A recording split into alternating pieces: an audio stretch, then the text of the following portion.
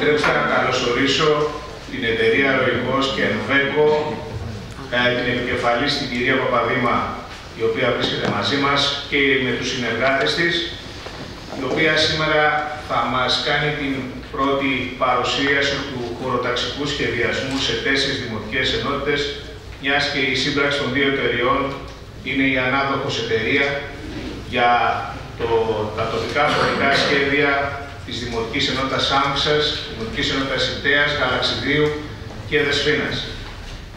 Έχουμε πει πολλές φορές σε αυτήν εδώ την αίθουσα, από το 2012 και μετά, ότι ο χωροταξικός σχεδιασμός αποτελεί ένα κορυφαίο αναπτυξιακό εργαλείο, μιας και ξεκαθαρίζει πλήρως τις χρήσεις γης στην εκτός σχεδίου δόμηση. Οι πρώτες ενέργειες δημοπράτησης των χωροταξικών σε ό,τι αφορά το Δήμο Δελφών είχαν ξεκινήσει το 2012 και είχαν φτάσει μέχρι ένα σημείο, τουλάχιστον το 70%. Δημιουργηθήκαν αρκετά προβλήματα στην πορεία, τα οποία δεν είναι της παρούσης. Σήμερα έρχεται ουσιαστικά η κυβέρνηση διαμέσου του Υπουργείου Ενέργειας να δημοπρατήσει τα τοπικά χωρικά σχέδια, πλέον όπως έχουν μετονομαστεί, για να ολοκληρωθούν, να επικαιροποιηθούν και ουσιαστικά να αποτελέσουν την αφορμή για μια μεγάλη συζήτηση για το τι ακριβώς θέλουμε στις περιοχές μας, να θεσμοθετήσουμε, τι θέλουμε να κάνουμε, πού θέλουμε να υπάρχουν απαγορεύσεις, πού θέλουμε να έχουμε συγκεκριμένες χρήσεις. Μια σχετική μας η περιοχή, όπως πολύ καλά γνωρίζετε, έχει τεράστιες δεσμεύσεις, οι οποίες είναι χάρη δημοσίου συμφέροντος, όπως είναι οι ζώνες προστασίας του αρχαιολογικού χώρου Δελφών, ενώ παράλληλα με αυτές υπάρχουν περιοχές Natura, περιοχές μεταλλευτικές και περιοχές οι οποίες είναι εθνικός δρυμός και παραβλήσεις χρήσης και δεσμεύσεις. Άρα σε αυτό θα έχετε όλη τη δυνατότητα να καταθέσετε τις προτάσεις σας, θα μας εξηγήσουν αναλυτικά όλο το θεσμικό πλαίσιο για να μπορέσουμε να συνδιαμορφώσουμε το τοπίο μέσα στο οποίο θα μπορούμε τόσο εμείς όσο και οι επόμενες γενιές να γνωρίζουμε επακριβώς το τι θέλουμε και το τι μπορούμε να κάνουμε.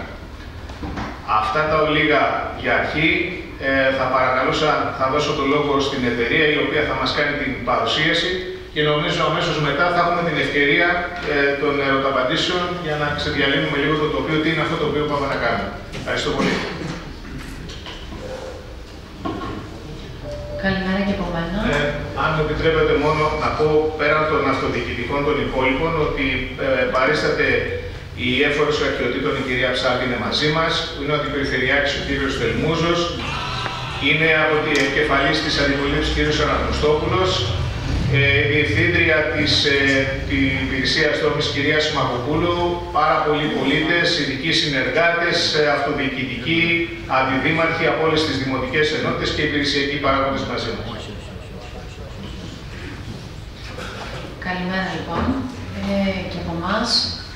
Ήθελα απλά να κάνω μια εισαγωγή για το τι θα ακούσετε σήμερα και τι θα δείτε και να πω ότι είναι η εναρκτήρια συνάντηση η οποία στην ουσία έρχεται για να ενημερώσει τι είναι το τοπικό πολεοδομικό σχέδιο, ποια είναι η περιοχή μελέτης η δική μας. Έχουμε μια ιδιαιτερότητα στο Δήμο Δελφών ότι εκπονούνται 3 παράλληλα σχέδια, 2 τοπικά πολεοδομικά και 1 ειδικό πολεοδομικό, οπότε για να μην υπάρχει και σύγχυση θα αναφερόμαστε στο δικό μας σαν το ΤΟΥΚΟΥΣΟΥ Δελφών 1, όπως θα το δείτε αναρτημένο στην πλατφόρμα συμμετοχικού σχεδιασμού, όπου μπορείτε να υποβάλλετε σχόλια. Το λέω για να μην υποβληθούν σχόλια στο ΤΟΥΚΟΥΣΟΥ 2 που θα δείτε για τους Δελφούς ή αντίστοιχα στο ειδικό πολεοδομικό σχέδιο και να ξέρουμε ποιες δημοτικές ενότητες πραγματεύεται, γιατί είναι για μέρος, όπως είπε και ο κύριος Δήμαρχος, του Δήμου Δελφών αυτό το οποίο θα μελετήσουμε εμείς.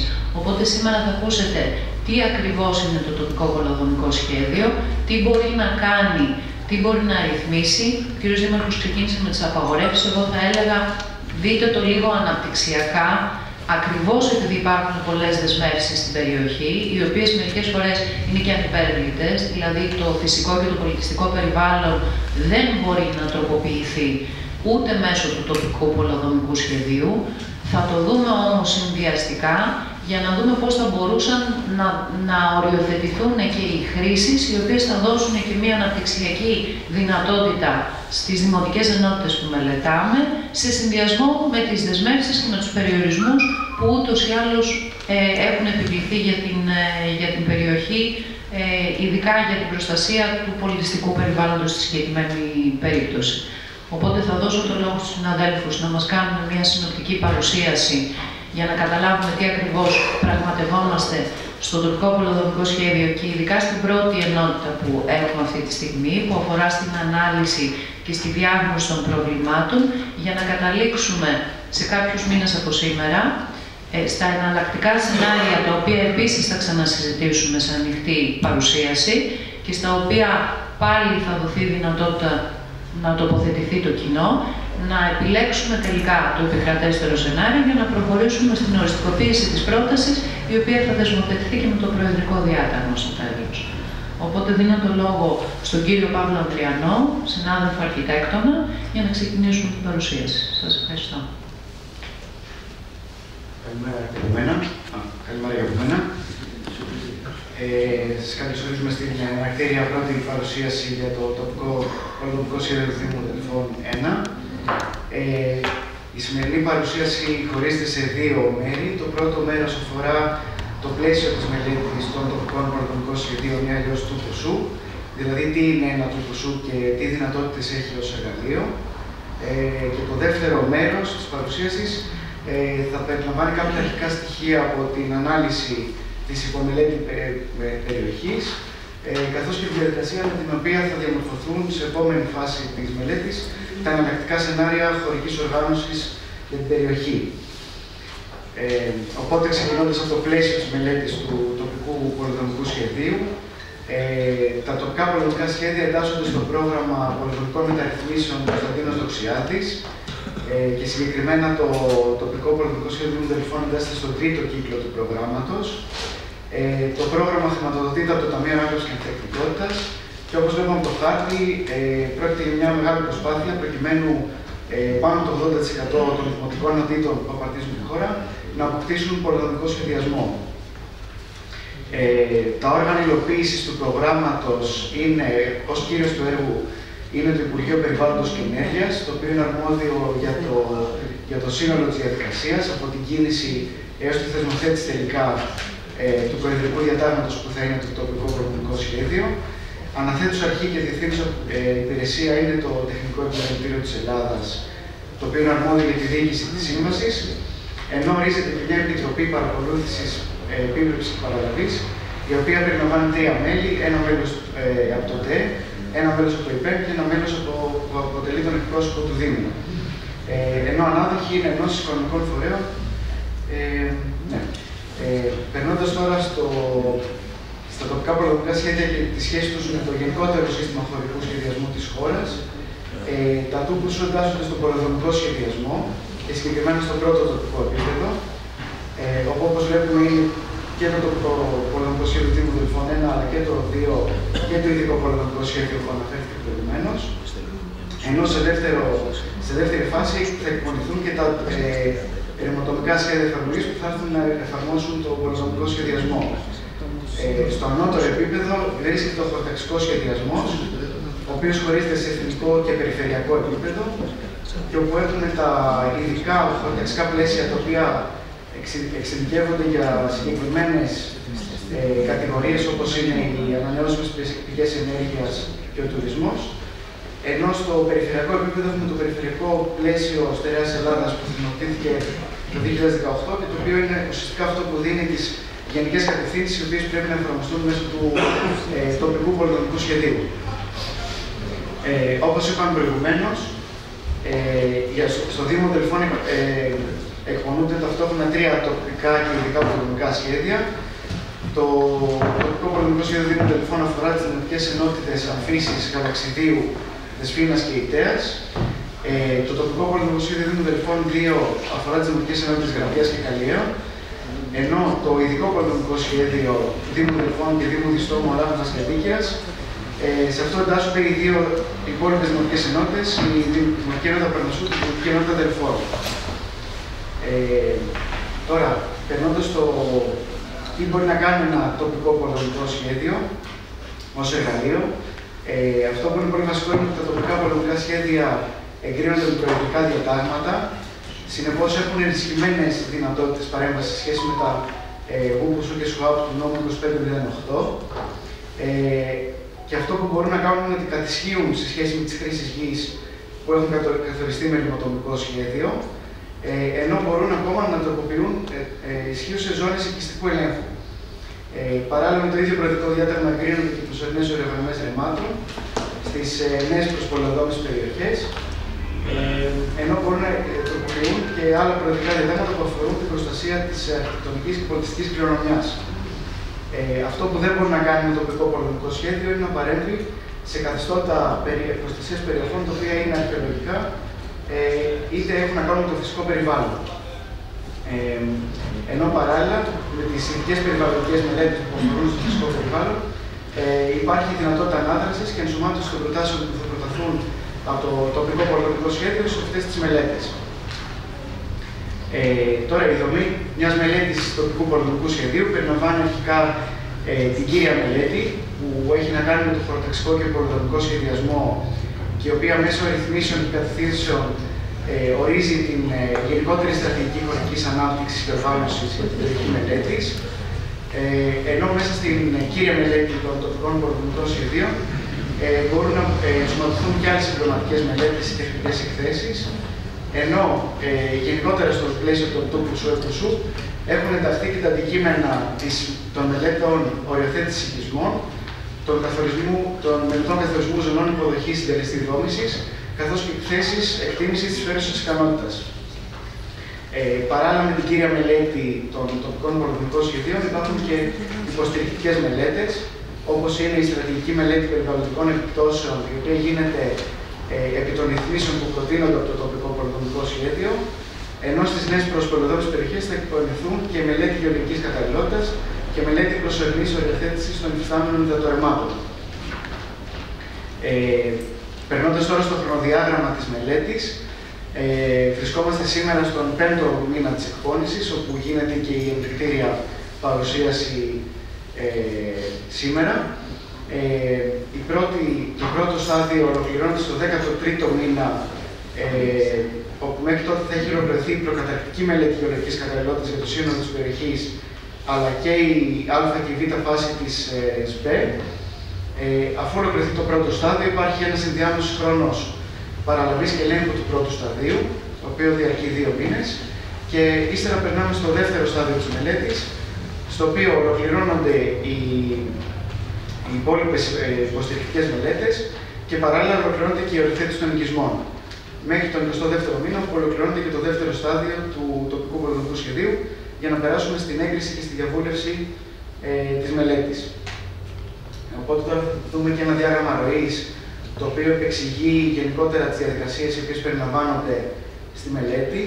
Το πρώτο στάδιο βλέπουμε σε αυτή τη διαφάνεια αφορά στην ανάλυση και τη διάγνωση, μέχρι την ανάπτυξη των εναλλακτικών σεναρίων, όπου θα γίνει η δεύτερη παρουσίαση, θα παρουσιαστούν τα σενάρια. Έπειτα θα υπάρχει η πλατφόρμα συμμετοχικού σχεδιασμού, για την οποία θα μιλήσουμε και αργότερα, μέσα στην οποία μπορούν να κατατεθούν σχόλια και οι απόψεις των πολιτών και των φορέων. Και ύστερα από την αποδεκτήρωση αυτών των απόψεων και την επιλογή εν τέλει του επικρατέστερου σεναρίου, θα περάσουμε στο δεύτερο στάδιο της μελέτης που αφορά την πρόταση. Παράλληλα, θα ολοκληρωθούν και όλες οι υποστηρικτικές μελέτες για να περάσουμε στην διαβούλευση επί της κύριας μελέτης και της ΜΠΕ, μέχρι τη διαδικασία που θα ολοκληρωθεί το προεδρικό διάταγμα και θα θεσμοθετηθεί τελικά το τοπικό πολεμικό σχέδιο. Περνώντας τώρα στο δεύτερο μέρος της παρουσίασης, όπου θα σας παρουσιάσουμε το πρώτο στάδιο, κάποια αρχικά στοιχεία το πρώτο στάδιο που αφορά στη διάγνωση, τα εναλλακτικά σενάρια και την αρχική πρόταση. Η πρώτη ενότητα αφορά στην ανάλυση των χωρικών δεδομένων, όπου εδώ θα δούμε τα πρώτα 8 κεφάλαια της κύριας μελέτης πολεμικού σχεδιασμού.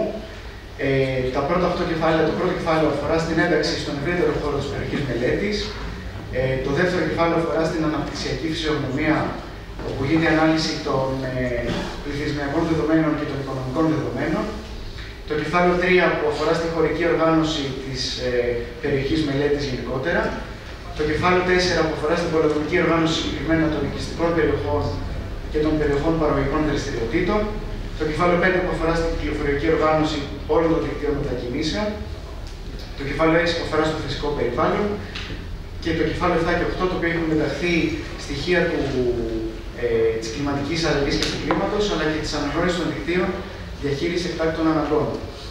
Οπότε, ξεκινώντας από το πρώτο κεφάλαιο, την ένταξη της περιοχής, αρχικά τη διοικητική ένταξη, όπως είπαμε, το πολεοδομικό σχέδιο του Δήμου Δελφών 1 περιλαμβάνει 4 δημοτικές ενότητες από το σύνολο των 8 δημοτικών ενωτήτων του Δήμου, τη Δημοτική Ενότητα Αμφίσης, Γαλαξιδίου, Δεσποίνας και Ιδέας, όπου συνολικά έχουν έκταση 618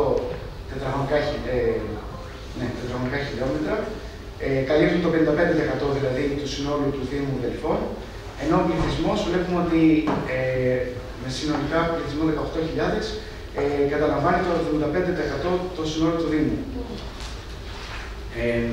Ως προς τη χωροταξική ένταξη τώρα της περιοχής μελέτης και σύμφωνα με το περιφερειακό πλαίσιο, το οποίο, όπως είπαμε, θεσμοθετήθηκε το 2018 και το οποίο είναι αυτό που δίνει τις βασικές κατευθύνσεις τις οποίες θα ακολουθήσει και το πολεοδομικό σχέδιο του Δήμου Δελφών.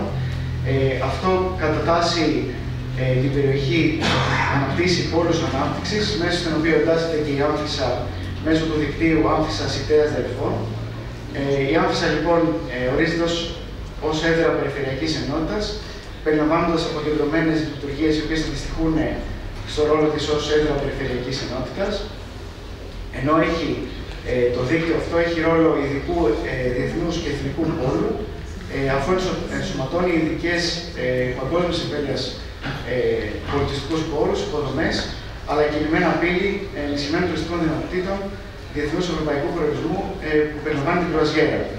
Παράλληλα, αναπτύσσονται και από το περιφερειακό άξονες ανάπτυξης, με τον κύριο άξονα ανάπτυξης, ο οποίος ορίζεται ως διεθνής εθνικός άξονας ανάπτυξης και περιλαμβάνει τον διαγώνιο άξονα Λαμίας, Ιτέας, Άμφισσας, Αντιρίου και Πάτρας, ο οποίος χαρακτηρίζεται ως άξονας διεθνούς θαλάσσιας πύλης, αναπτύσσεται κατά μήκος των διευρωπαϊκών δικτύων μεταφορών και ενσωματώνει σημαντικά αστικά κέντρα, πόλεις εξόρυξης, εξεργασίας και εξαγωγής βωξίτη, διεθνείς τουριστικούς πόλους και τουριστικές και ελευτικές περιοχές των παράκτιων περιοχών της Φωκίδας.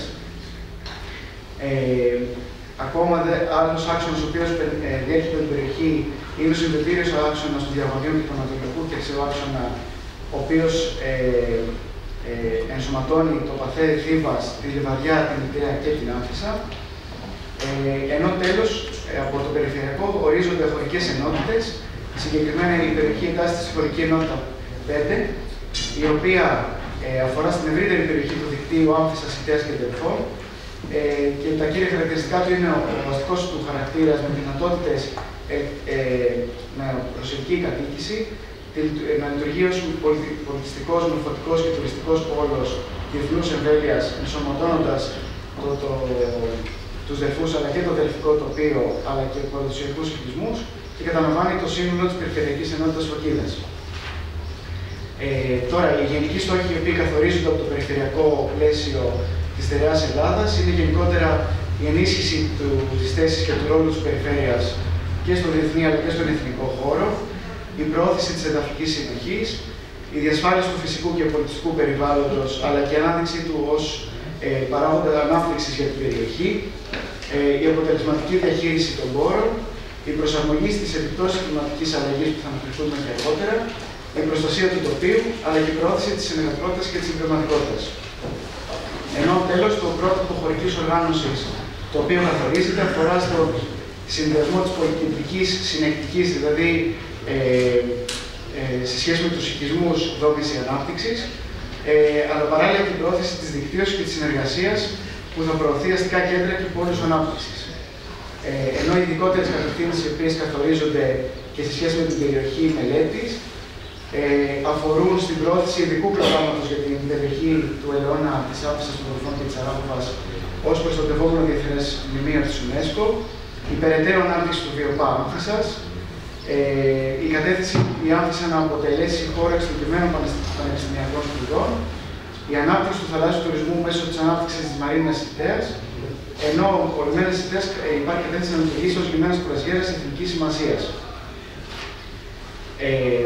Παράλληλα στο ανώτερο επίπεδο από το περιφερειακό πλαίσιο που αναφέραμε τις κατευθύνσεις, υπάρχουν και κατευθύνσεις οι οποίες ορίζονται από τα ειδικά χωροταξικά πλαίσια που εξειδικεύονται για συγκεκριμένες κατηγορίες δραστηριοτήτων και οι οποίες λόγω του ότι το περιφερειακό πλαίσιο έχει θεσμοθετηθεί πρόσφατα, έχουν οι κατευθύνσεις αυτές ενταχθεί μέσα στο περιφερειακό πλαίσιο.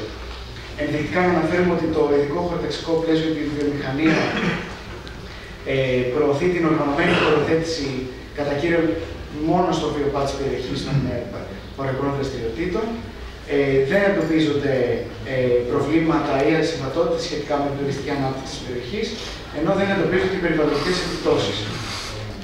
Το ειδικό χωροταξικό πλαίσιο για τις υδατοκαλλιέργειες χαρακτηρίζει την Φωκίδα ως περιοχή άτυπης συγκέντρωσης μονάδων υδατοκαλλιέργειας, ενώ στις περιοχές με περιθώρια περαιτέρω ανάπτυξης για ηχθειοκαλλιέργεια ανήκει και το γαλαξίδι. Τώρα το ειδικό χωροταξικό πλαίσιο για τις ΑΠΕ κατατάσσει τη Φωκίδα στις περιοχές αιωλικής προτεραιότητας 2, ενώ στην περιοχή που αναπτυχθούν ΑΠΕ γίνεται η δυνατότητα στις δημοτικές ενότητες Άμφισσας και Δεσφήνας. Περνώντας τώρα στο ειδικό χωροταξικό πλαίσιο για τον τουρισμό, το οποίο δεν έχει θεσμοθετηθεί ακόμα, έχει τελειώσει διαβούλευση και είναι υποθεσμοθέτηση. Το ειδικό χωροταξικό πλαίσιο αυτό κατατάσσει τις περιοχές ανάλογα με το πόσο αναπτυγμένη είναι μια περιοχή σε σχέση με τον τουρισμό.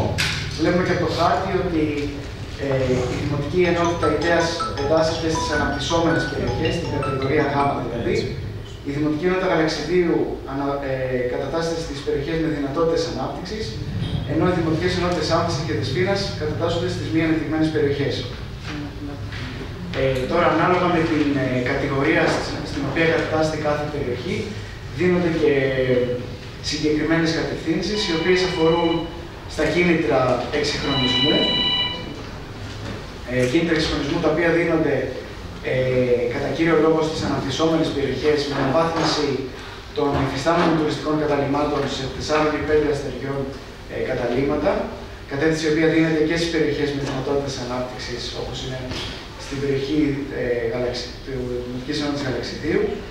Η μετατροπή καταλυμάτων σε οργανωμένες μορφές ανάπτυξης τουρισμού ΟΜΑΤ. Η προσθήκη καταστάσεων ειδικής τουριστικής υποδομής. Η συνδυαστική λειτουργία με ειδικές μορφές τουρισμού και εγκαταστάσεις ειδικής τουριστικής υποδομής. Ενώ τα κίνητρα που βλέπουμε που βρίσκονται στο πλαίσιο, τα οποία έχουν να κάνουν με ανάπτυξη ειδικών μορφών τουρισμού και μετατροπή παραδοσιακών κτηρίων, αλλά και κίνητρα για εγκαταλειμμένους οικισμούς, δίνονται και στις τρεις κατηγορίες περιοχών. Παράλληλα, δίνονται κατευθύνσεις για να αναπτυχθούν δίκτυα τουριστικών προορισμών, όπου κατά κύριο λόγο αφορούν την τρίτη κατηγορία χώρου της αναπτυσσόμενης περιοχές, με κατευθύνσεις όπως ο προσδιορισμός και υποστήριξη δικτύων τουριστικών προορισμών, αλλά και εκπόνηση σχεδίων διαχείρισης και ειδικών, καθώς και ο περιορισμός της δημιουργίας μη συμβατών χρήσεων, αλλά και ενίσχυση των υποδομών που έχουν να κάνουν με τις μεταφορές, τις ψηφιακές υποδομές και τις περιβαλλοντικές που θα υποστηρίξουν την οργάνωση όλων αυτών των προορισμών. Οι γενικότερες κατευθύνσεις οι οποίες δίνονται από το ειδικό χωροταξικό πλαίσιο του τουρισμού εξειδικεύονται σε κατηγορίες όπως είναι οι παράκτες ζώνες οικιστικής ανάπτυξης και αστικών δραστηριοτήτων, όπου η γενικότερη κατεύθυνση είναι η υιοθέτηση των αρχών της συμπαγούς πόλης, ο περιορισμός της εκτός σχεδίου δόμησης στις κρίσιμες παράκτες περιοχές, αλλά και η εφαρμογή εξειδικευμένου πολυδομικού σχεδιασμού για την προστασία του φυσικού και πολιτιστικού περιβάλλοντος. Για τις παράκτες ζώνες τουριστικής ανάπτυξης και παραθεριστικής κατοικίας, οι κατευθύνσεις που δίνονται έχουν να κάνουν με την ενίσχυση των ήπιων μορφών πολυθεματικού τουρισμού στις παραλιακές ζώνες, η οριοθέτηση ζωνών τουριστικής ανάπτυξης με σαφείς όρους και προϋποθέσεις, καθώς και η προώθηση της παραθεριστικής κατοικίας εντός δικτύου οικισμών με περιορισμό της εκτός σχεδίου δόμησης. Τέλος, για τις ορεινές ζώνες, κατεύθυνση αποτελεί η διατήρηση και ανάδειξη των ορεινών περιοχών με ήπιες μορφές τουρισμού, η προώθηση της προστασίας του τοπίου και της φυσικής κληρονομιάς στις ορεινές περιοχές, καθώς και ενίσχυση της ελκυστικότητας των παραδοσιακών οικισμών μέσω πολυδραστηριοτήτων. Τώρα θα δώσω το λόγο στον συνάδελφο Χρήστο Τσαλαμένη. Καλημέρα και από μένα. Ακούγομαι. Καλημέρα σας. Αναφορικά τώρα με τη φυσιογνωμία και τα δημογραφικά στοιχεία της περιοχής. Πάντως εσύ ακούγεσαι μακριά. Πλησιάστε στο μικρόφωνο για να ακούμε καλύτερα. Εντάξει κύριε. Ευχαριστώ πολύ. Στην περιοχή μελέτης, που όπως είπαμε αποτελείται από τις δημοτικές ενότητες Άμφισσας, Ιτέας, Γαλαξιδίου και Δεσποίνας, παρουσιάζεται από το 1991 μέχρι το 2021 μία πτώση του πληθυσμού της τάξης του 3,7%, εν αντιθέσει με την περιφέρεια που παρουσιάζεται της στερεάς Ελλάδας, μία ακόμα μεγαλύτερη πτώση της τάξης του 7,3%. Στο διάγραμμα αυτό βλέπουμε ότι η δημοτική ενότητα Άμφισσας από το 1991 μέχρι το 2021 παρουσιάζει μία πτωτική τάση. Μία σταθερή ανωδική πορεία έχει η δημοτική ενότητα Ιτέας, ενώ οι δημοτικές ενότητες Γαλαξιδίου και Δεσποίνας έχουν μία πιο σταθερή πορεία.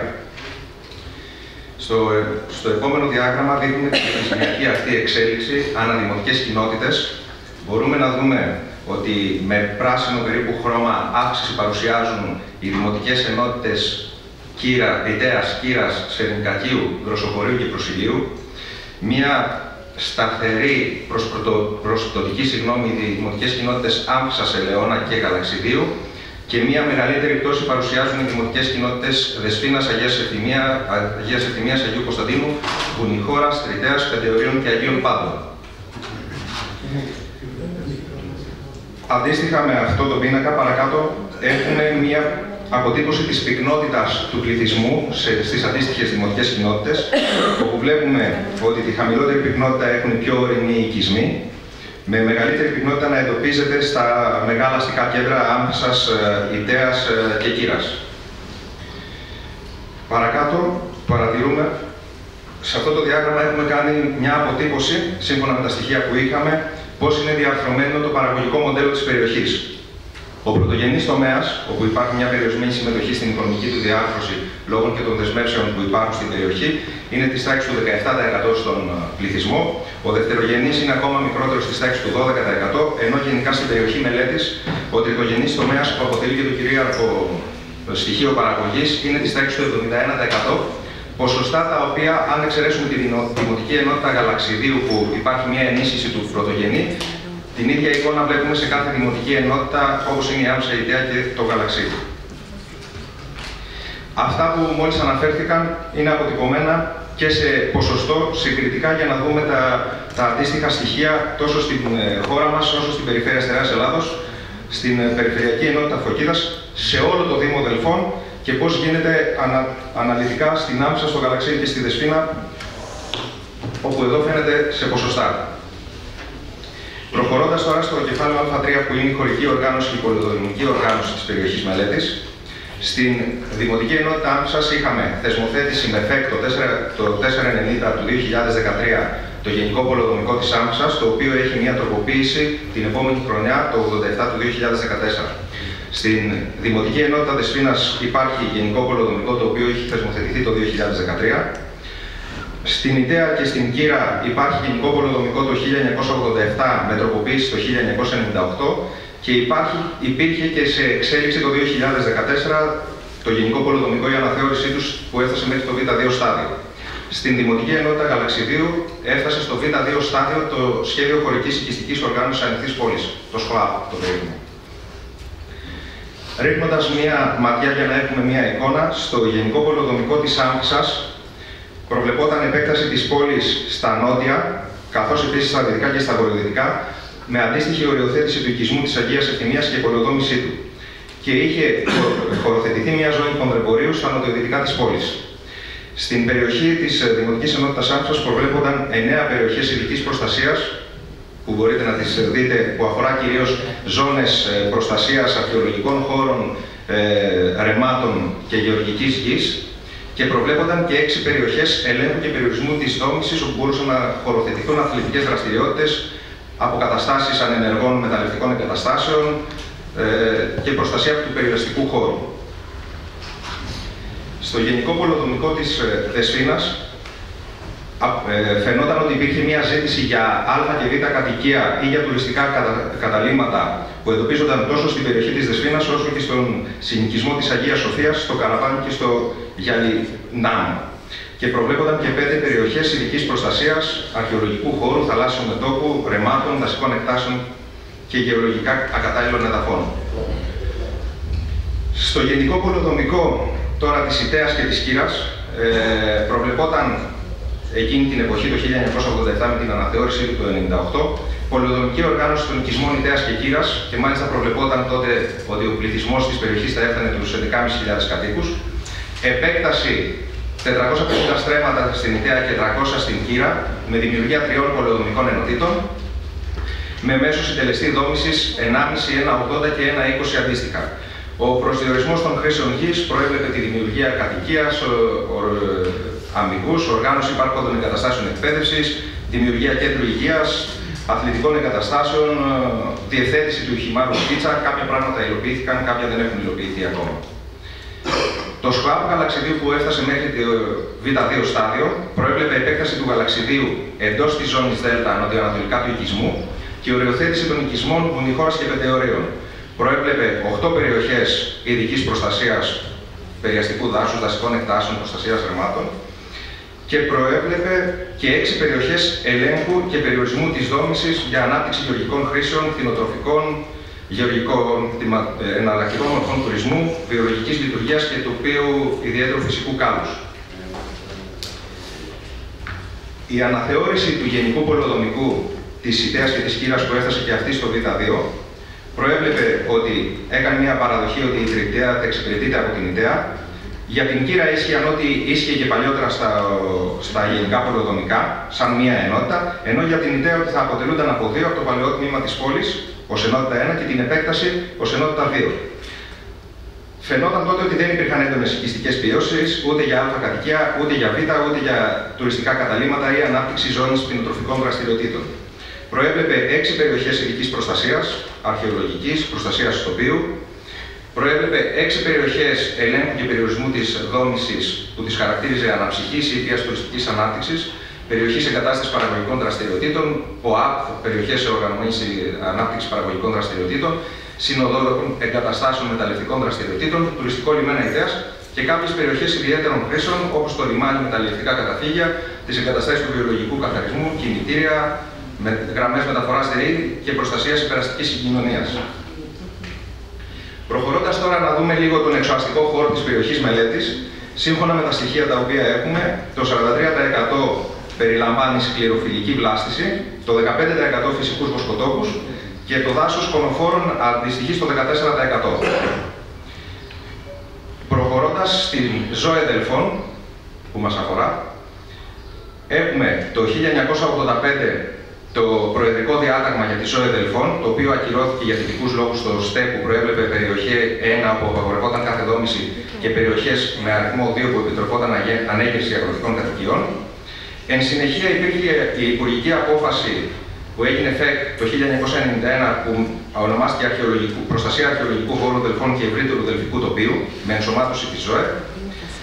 Το ΦΕΚ του 2007, με το οποίο οριοθετήθηκε η ζώνη. Το 2012 που οριοθετεί τις καθορισμένες ζώνες το ΦΕΚ και προσδιορίζει τη δυνατότητα άσκησης δραστηριοτήτων υπό όρους όπως με την κατασκευή έργων υποδομής κλπ.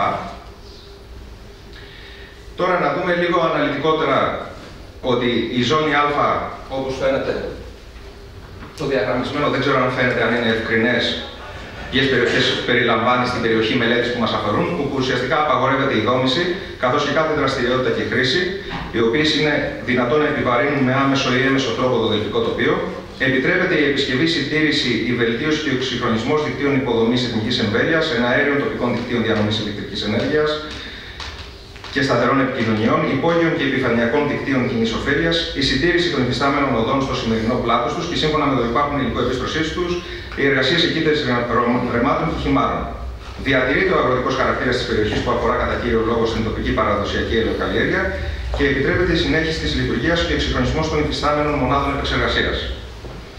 Και η ζώνη Β, που αποτυπώνεται με το μοβ χρώμα, που περιλαμβάνει όλες τις υπόλοιπες ζώνες εκτός της ζώνης Α, και εντός είναι να καθοριστούν οι περιοχές στις οποίες θα θεσμοθετηθούν ειδικές ρυθμίσεις ως προς τις επιτρεπόμενες δραστηριότητες και χρήσεις γης, τους όρους και περιορισμούς δόμησης, καθώς και τη δυνατότητα και τις προϋποθέσεις συνέχισης της λειτουργίας των υφιστάμενων νόμιμων δραστηριοτήτων. Οπότε τώρα να περάσουμε στο τέταρτο κεφάλαιο που αφορά την πολεοδομική οργάνωση και ειδικότερα στις οικιστικές περιοχές με το οικιστικό δίκτυο. Σύμφωνα με την Ελστάτ και το 2021, ο Δήμος θεωρείται στο σύνολό του ορεινός. Περιλαμβάνει συνολικά 16 δημοτικές κοινότητες, εκ των οποίων οι 8 είναι ορεινές, οι 7 είναι ημιορεινές, ενώ μία, και συγκεκριμένα η δημοτική κοινότητα Αιτέας, είναι παιδινή. Συνολικά η περιοχή μελέτης περιλαμβάνει 30 οικισμούς, οι οποίοι κατηγοριοποιούνται με βάση το θεσμικό καθεστώς και όπως βλέπουμε και από το χάρτη, οι 9 είναι οριοθετημένοι οικισμοί, οι 6 έχουν ερημοτομικό σχέδιο, ενώ 15 είναι μη οριοθετημένοι οικισμοί. Τέλος, σε σχέση με το οικιστικό δίκτυο, σύμφωνα και με το περιφερειακό πλαίσιο που αναφέραμε προηγουμένως, αυτό κατατάσσει τους οικισμούς σε διαφορετικά επίπεδα ανάλογα με τη λειτουργία τους σε σχέση με το οικιστικό δίκτυο. Ειδικότερα, περιλαμβάνεται στην περιοχή μελέτης 2 οικισμοί 5ου επίπεδου, τα οποία ονομάζονται εξαρτημένα κέντρα πολύπολα εθνικού επίπεδου και είναι η Άμφισσα και η Αιταία, τα οποία είναι είτε έδρες περιφερειακών ενωτήτων, καθώς και κέντρα πόλης που περιλαμβάνονται στο δίκτυο Άμφισσα Αιταία Δελφή. Ακόμα περιλαμβάνεται ένας οικισμός 6ου επίπεδου που είναι το Γαλαξίδι και κατατάσσεται ως εξαρτημένο κέντρο δίπολο και δίκτυο, και τα οποία περιλαμβάνουν έδρες δήμων εντός λειτουργικών αστικών περιοχών αλλά και άλλες σημαντικές πόλεις του δικτύου.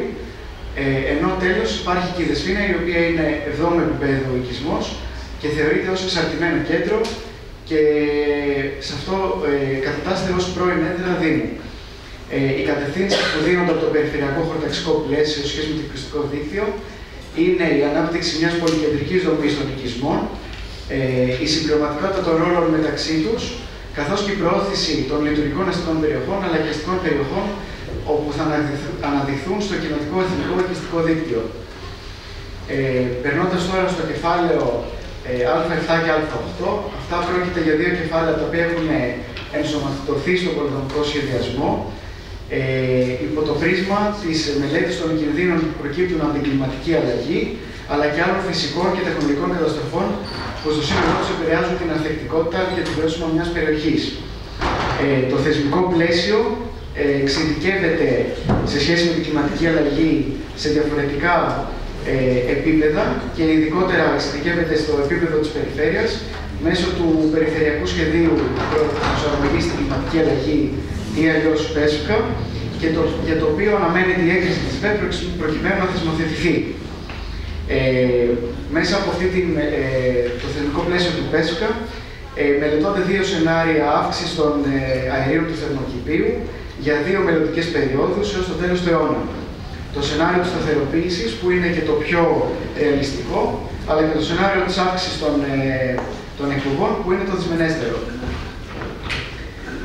Τώρα, ως προς τη μεταβολή των κλιματικών μεταβλητών, αυτές γενικότερα οδηγούν στην αύξηση της συχνότητας, αλλά και της έντασης των ακραίων φαινομένων, καιρικών φαινομένων, όπως είναι οι δασικές πυρκαγιές, οι πλημμύρες και η ξηρασία, ενώ από τη μελέτη που έχει γίνει σε σχέση με την τροτότητα της περιοχής μελέτης, προκύπτει ότι οι τομείς οι οποίοι επηρεάζονται περισσότερο και είναι πιο τρωτοί είναι αυτοί που έχουν να κάνουν με δραστηριότητες του πρωτογενούς τομέα και ειδικότερα της γεωργίας και της κτηνοτροφίας, οι δραστηριότητες που έχουν να κάνουν με την παροχή νερού, οι δραστηριότητες άρδευσης, οι λιμενικές υποδομές, καθώς και οι προστατευόμενες περιοχές και τα δάση.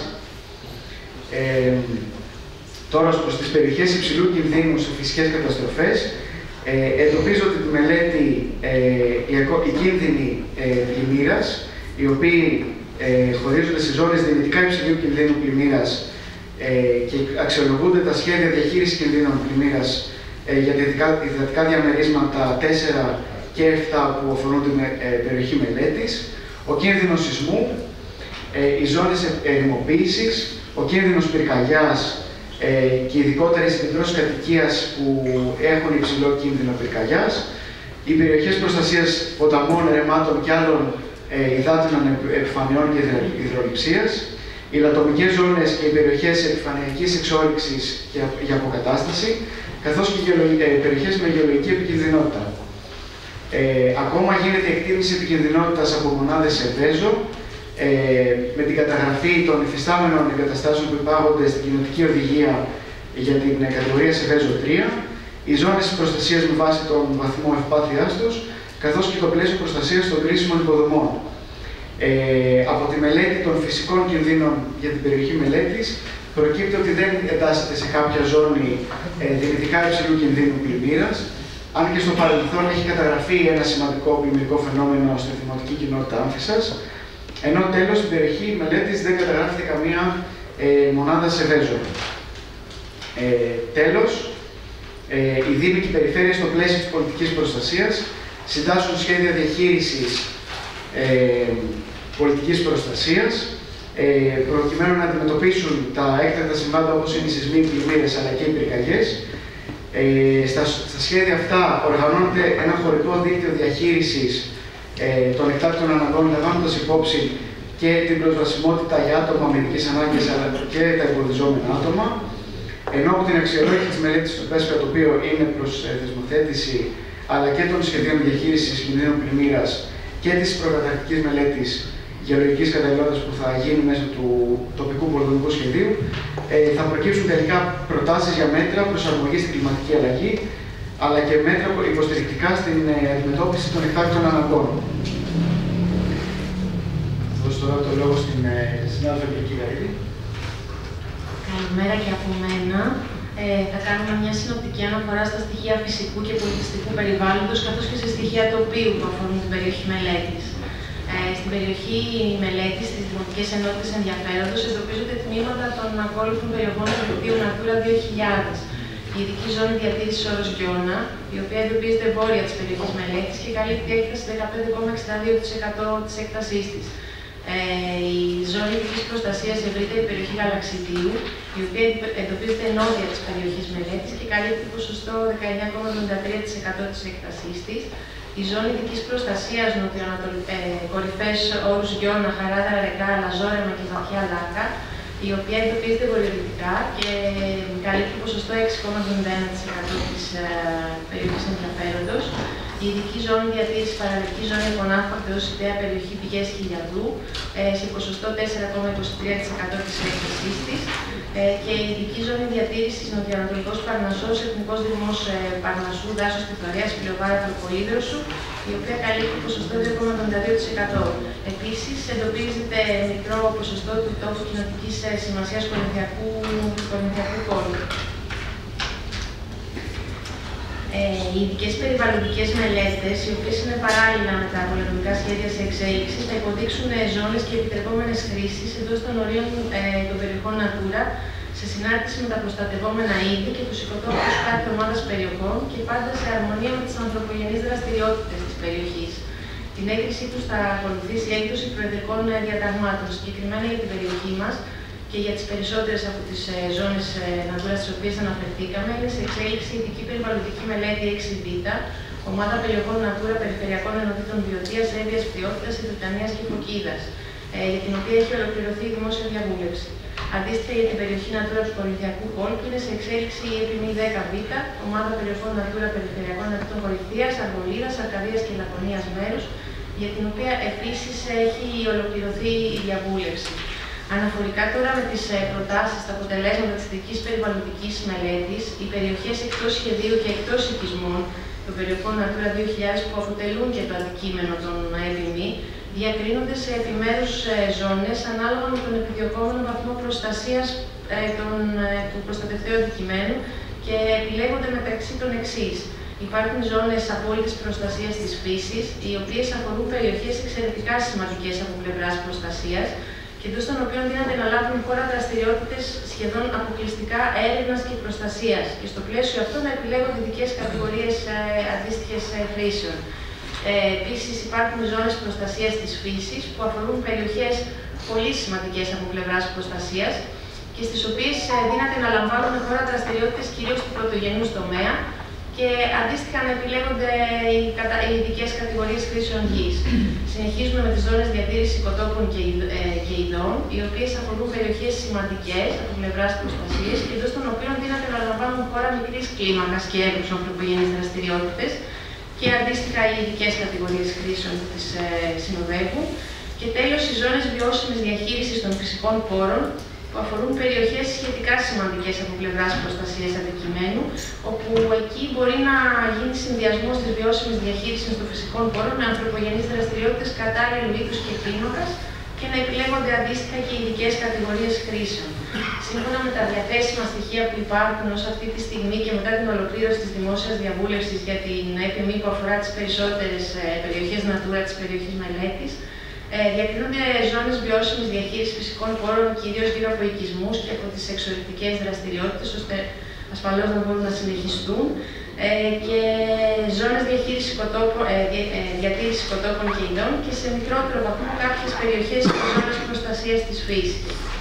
Συνεχίζοντας με άλλα στοιχεία φυσικού περιβάλλοντος, στην περιοχή μελέτης που εξέταση τοπικού πολεοδομικού σχεδίου εντοπίζονται 5 μόνιμα καταφύγια άγριας ζωής στις θέσεις Λευκαδυτίου, στα βόρεια όρια της περιοχής μελέτης, Ρικάζου, Βουλομήτα, Γιώνα, Προσιλίου και αυτό βόρεια, το δασικό σύμπλεγμα νοτιοανατολικής Γιώνας που εντοπίζεται δυτικά της περιοχής μελέτης, οι Άγιοι Πάντες που εντοπίζονται δυτικά της περιοχής μελέτης και το καταφύγιο Ξηροτήρι Παλαιοκούναρα Καρβέλας, το οποίο εντοπίζεται νότια της περιοχής μελέτης.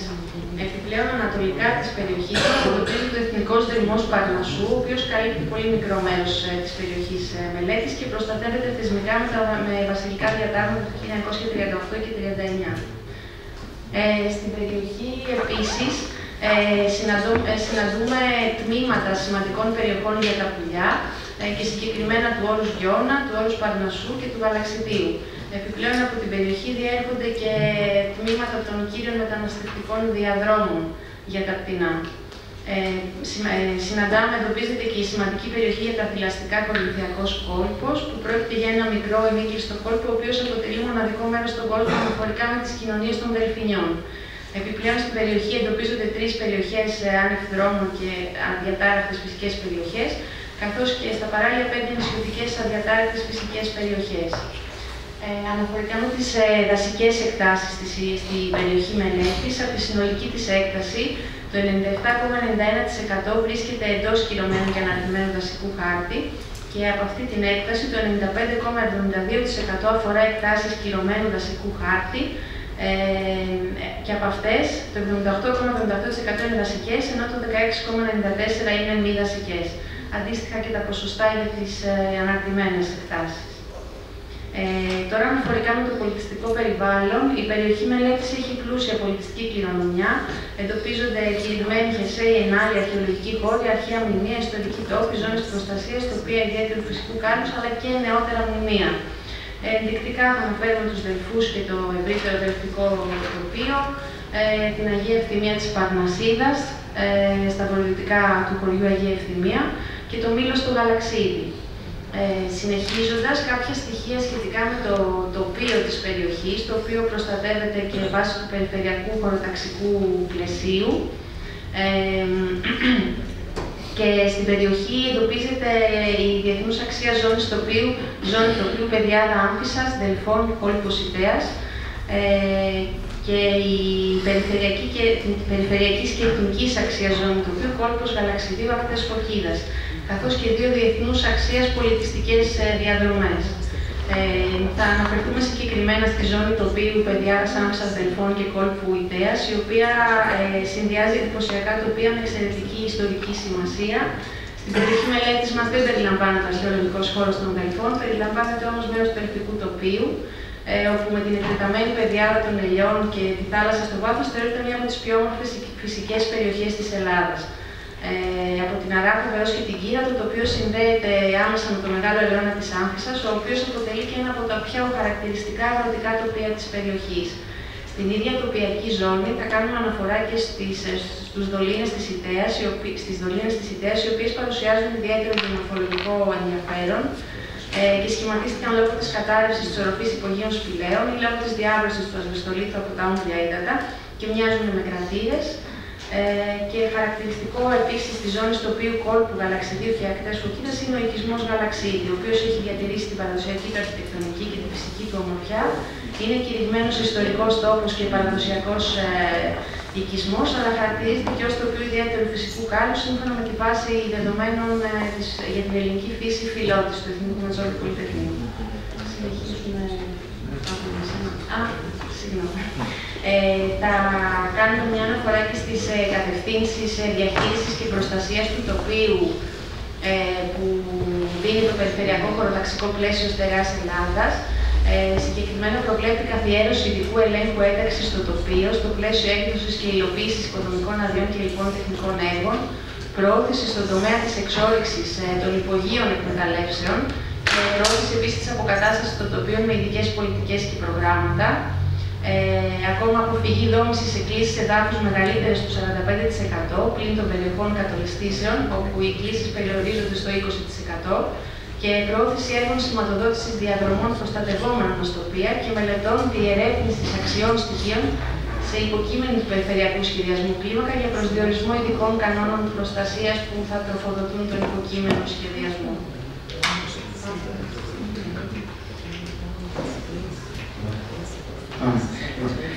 Να περάσουμε τώρα στην υποστηρικτική μελέτη που αφορά τη γεωλογική καταλληλότητα και συγκεκριμένα στην προκαταρκτική μελέτη γεωλογικής καταλληλότητας, η οποία εκπονείται για το σύνολο της περιοχής μελέτης. Σύμφωνα και με τα στοιχεία που έχουμε λάβει από τις αρμόδιες υπηρεσίες, η Δημοτική Ενότητα Φύσης καλύπτεται από η προκαταρκτική μελέτη γεωλογικής καταλληλότητας που είχε εκπονηθεί στο πλαίσιο του θεσμοθετημένου Γουμπουσού και συγκεκριμένα στο α στάδιο της μελέτης. Η Δημοτική Ενότητα Δεσποίνας καλύπτεται και αυτή από θεσμοθετημένο Γενικό Πολεοδομικό Σχέδιο και γεωλογική καταλληλότητα που είχε εκπονηθεί στο πρώτο στάδιο της μελέτης, ενώ οι Δημοτικές Ενότητες Γαλαξιδίου και Ιτέας καλύπτονται και αυτές από προκαταρκτική μελέτη γεωλογικής καταλληλότητας που είχαν εκπονηθεί στα πλαίσια των μη θεσμοθετημένων Γουπουσού και ΣΚΟΑΠ αντίστοιχα. Συνεπώς, με τα στοιχεία τα οποία έχουμε για την περιοχή, σε σχέση με το αντικείμενο της μελέτης, το οποίο θα γίνει στα πλαίσια του τοπικού πολεοδομικού σχεδίου, θα πρέπει να γίνει αναθεώρηση των υφιστάμενων προκαταρκτικών μελετών γεωλογικής καταλληλότητας που αναφέραμε, με ενσωμάτωση των νεότερων στοιχείων που έχουν να κάνουν με τη δεύτερη αναθεώρηση των μελετών των σχεδίων διαχείρισης λεκανών απορροής ποταμών, καθώς και των σχεδίων διαχείρισης κινδύνων πλημμύρας, αλλά και σχέση με τη νέα κατηγοριοποίηση των ζωνών καταλληλότητας στα πλαίσια των μελετών του Πουσού. Καθώς και η ομογενοποίηση όλων αυτών των στοιχείων σε μια νέα μελέτη, προκαταρκτικής μελέτης γεωλογικής καταλληλότητας. Παράλληλα, θα πρέπει να γίνει ψηφιοποίηση όλων των στοιχείων του γεωλογικού χάρτη, καθώς και ψηφιοποίηση των στοιχείων του χάρτη καταρχήν γεωλογικής καταλληλότητας που θα προκύψει από την ομογενοποίηση που θα γίνει στα πλαίσια της αναθεώρησης. Τέλος, θα πρέπει να γίνει και η παραγωγή των γεωχωρικών δεδομένων, τα οποία θα πρέπει να παραδοθούν στο τέλος της μελέτης των τοπικών πολεοδομικών σχεδίων. Περνώντας τώρα στο τελευταίο μέρος της παρουσίασης, που αφορά στη δεύτερη ενότητα του πρώτου σταδίου του τοπικού πολεοδομικού σχεδίου και έχει να κάνει με την αξιολόγηση των χωρικών και γεωλογικών και περιβαλλοντικών δεδομένων, δηλαδή όλων των δεδομένων που έχουν αναλυθεί στο πρώτο στάδιο της μελέτης, καθώς και διατύπωση των εναλλακτικών σενάριων χωρικής ανάπτυξης και επιλογή του επικρατέστερου. Σύμφωνα με τις προδιαγραφές των τοπικών πολεοδομικών σχεδίων, αυτά αναπτύσσονται σε δύο υποκεφάλαια, το κεφάλαιο 9 και το κεφάλαιο 10. Το κεφάλαιο 9 έχει να κάνει με την αξιολόγηση της υφιστάμενης κατάστασης και τα κύρια συμπεράσματα από αυτή, και το κεφάλαιο 10 που αφορά στην ανάπτυξη των εναλλακτικών σενάριων. Η αξιολόγηση τώρα της υφιστάμενης κατάστασης, όλα αυτά τα κεφάλαια τα οποία έχει γίνει ανάλυση καταλήγουν σε μια ανάλυση SWOT, η οποία είναι ένα στρατηγικό εργαλείο σχεδιασμού, το οποίο στοχεύει στο σχηματισμό ενός σχεδίου δράσης, το οποίο θα στηρίζεται στις πραγματικές δυνατότητες και ευκαιρίες, ώστε να αντιμετωπιστούν οι απειλές και θα ξεπεραστούν οι αδυναμίες του εκάστοτε συστήματος.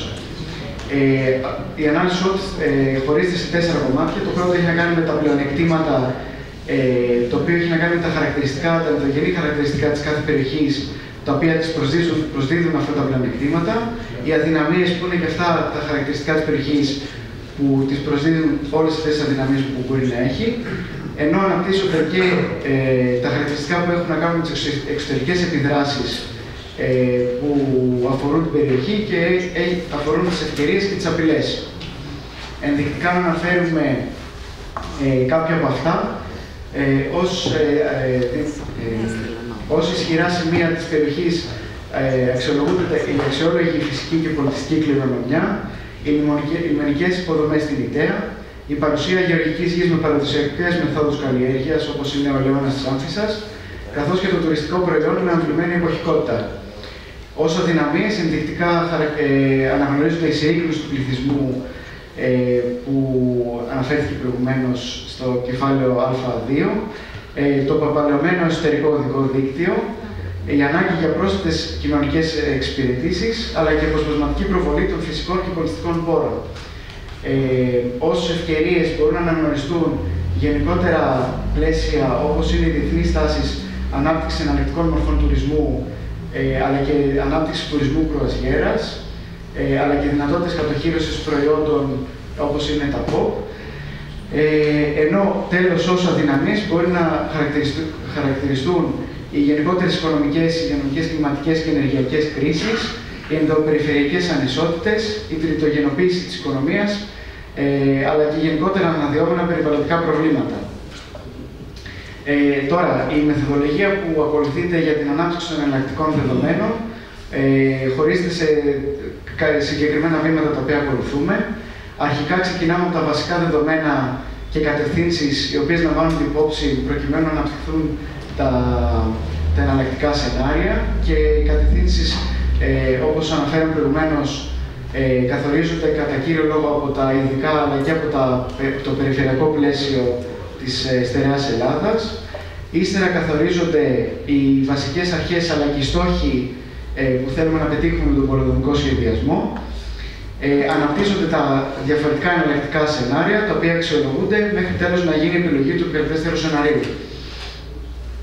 Τώρα, η ανάπτυξη των εναλλακτικών σεναρίων γίνεται με βάση το βαθμό παρέμβασης ο οποίος επιτυχάνεται μέσω του εκάστοτε σεναρίου, ξεκινώντας από το πρώτο σενάριο που έχει τον ελάχιστο βαθμό παρέμβασης και το οποίο είναι ένα σενάριο τάσεων, δηλαδή ένα σενάριο το οποίο έχει να κάνει με τις τάσεις οι οποίες υπάρχουν με βάση τον ισχύοντα κανονισμό και πολεοδομικό σχεδιασμό που υπάρχει στην περιοχή, μέχρι το τελευταίο σενάριο, το οποίο αφορά στο μέγιστο βαθμό παρέμβασης, και ενδιάμεσα υπάρχουν και άλλα σενάρια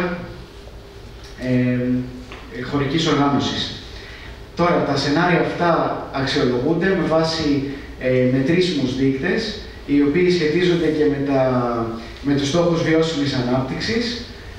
Συνδέονται δηλαδή ο εκάστοτε δείκτης με τους στόχους βιώσιμης ανάπτυξης, οι οποίοι έχουν επιλεγεί, και ενδεικτικά να αναφέρω το στόχο 4 που έχει να κάνει με την ποιοτική εκπαίδευση, το στόχο 7 που αφορά στη φθηνή και καθαρή ενέργεια, το στόχο 9 που αφορά στη βιομηχανία, την καινοτομία και τις υποδομές, και το στόχο 11 που αφορά στις βιώσιμες πόλεις και κοινότητες. Ύστερα, οι στόχοι αυτοί αξιολογούνται και βαθμολογούνται σε κλίμακα 1 έως 5 με βάση την απόδοσή τους, και στο τέλος σταθμίζονται με βάση με τα κριτήρια που έχουν να κάνουν με τη βαρύτητα του εκάστοτε στόχου και τη συμβολή τους στους πυλώνες της βιώσιμης ανάπτυξης. Τέλος, το σενάριο το οποίο συγκεντρώνει την υψηλότερη βαθμολογία είναι αυτό που επιλέγεται στο τέλος της διαδικασίας. Ενδεικτικά, οι τομείς οι οποίοι αναπτύσσονται οι δείκτες αφορούν στην οικονομική ανάπτυξη, την κοινωνική συνοχή και ποιότητα ζωής, την προστασία και διαχείριση του φυσικού περιβάλλοντος, την ανθεκτικότητα και την προσαρμογή στην κλιματική αλλαγή, την ενέργεια και τις ανανεώσιμες πηγές ενέργειας, τη βιώσιμη κινητικότητα και τις υποδομές μεταφορών, και τέλος την πολιτιστική και αρχιτεκτονική κληρονομιά. Ενδεικτικά να αναφέρουμε κάποιους δείκτες που αφορούν στον αριθμό των νέων κοινωνικών υποδομών, οι οποίοι θα αναπτυχθούν με το επικρατέστερο σενάριο, το ποσοστό κάλυψης των ενεργειακών αναγκών από ανανεώσιμες πηγές ενέργειας και το ποσοστό υλοποίησης των σχεδίων βιώσιμης αστικής κινητικότητας. Τέλος, αφού αναρτηθούν τα εναλλακτικά σενάρια, αυτά θα αναρτηθούν στην πλατφόρμα συμμετοχικού σχεδιασμού, η οποία έχει αναπτυχθεί από το Υπουργείο Ενέργειας και Περιβάλλοντος, η οποία, να αναφέρουμε ότι είναι ανοιχτή από τώρα για σχόλια, και η οποία μετά την παρουσίαση των εναλλακτικών σενάριων θα μπορούν να κατατεθούν σχέδια για 5 μέρες και τα οποία θα ληφθούν υπόψη, θα αξιολογηθούν και θα ληφθούν υπόψη κατά τη διαμόρφωση του επικρατέστερου σεναρίου. Στην παρουσίαση μπορείτε να βρείτε και το link το οποίο οδηγεί στην πλατφόρμα. Αυτά από εμάς. Ευχαριστούμε. Εγώ απλά να διορθώσω λίγο τον Παύλο, ότι η πλατφόρμα είναι ανοιχτή από την ημερομηνία υπογραφής της σύμβασής μας. Ήδη στη διαφάνεια βλέπετε ένα σχόλιο που έχει ήδη ανέβει στο πλαίσιο του συμμετοχικού σχεδιασμού. Προφανώς είναι λίγο, περιμένουμε μεγαλύτερη συμμετοχή και θα ήταν προτιμότερο η συμμετοχή να είναι στο στάδιο της ανάλυσης, δηλαδή όσο και εμείς επεξεργαζόμαστε την πληροφορία που είναι χρήσιμο να μας μεταφερθεί και από τους πολίτες και τους φορείς στο στάδιο της ανάλυσης, ούτως ώστε τα εναλλακτικά σενάρια που θα φέρουμε μετά για να σας παρουσιάσουμε που χρειάζονται ή τέλος πάντων που έχει επιλεγεί από το Υπουργείο ένα πολύ σύντομο διάστημα για το σχολιασμό του στην πλατφόρμα, αυτό των 5 ημερολογιακών ημερών. Καλό θα είναι να έχει όσο γίνεται μεγαλύτερη συμμετοχή πριν φτάσουμε στη φάση του σχολιασμού των σενάριων, ούτως ώστε να έχουν υιοθετηθεί και αξιολογηθεί και τα σχόλια που θα έχουν ανέβει στην πλατφόρμα, για να είναι όντως συμμετοχικός ο σχεδιασμός και όχι αντικείμενο διαβούλευσης τα εναλλακτικά σενάρια που θα σας παρουσιάσουμε εμείς σε 10 μήνες από την υπογραφή της σύμβασης μας. Εμείς ολοκληρώσαμε. Δεν ξέρω αν ήταν πολλή πληροφορία. Προσπαθήσαμε να κάνουμε μια παρουσίαση και των 10 κεφαλαίων της ανάλυσης και θεματικά, αλλά και επιγραμματικά με το τι πραγματεύεται το κάθε κεφάλαιο. Και είμαστε στη διάθεσή σας για ερωτήσεις, απορίες και σχόλια. Κύριε Δήμαρχε, θέλετε να προεδρεύετε, γιατί εγώ δεν γνωρίζω και τους συμμετέχοντες και να μην έχουμε... Και απλά θα παρακαλούσα όποιος παίρνει το λόγο να λέει και αν είναι από κάποιο φορέα να παρουσιάζεται για να ακούγεται. Είναι εύκολο και να ακούγεται, μου λέει ο κύριος. Καλό είναι να ανοίγει το μικρόφωνο σας.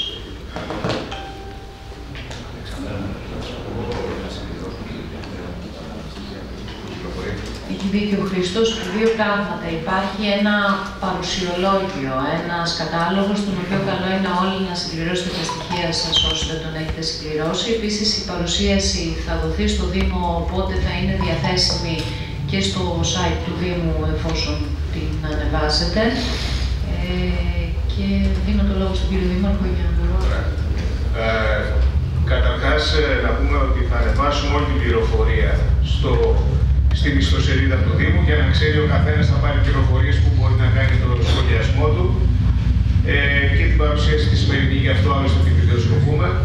Νομίζω ότι θα προκύψουν αρκετά θέματα μέσα στη συζήτηση. Θα παρακαλούσα την κυρία Ψάρτη, την εφοροαρχαιοτύπα, να πάρει το λόγο.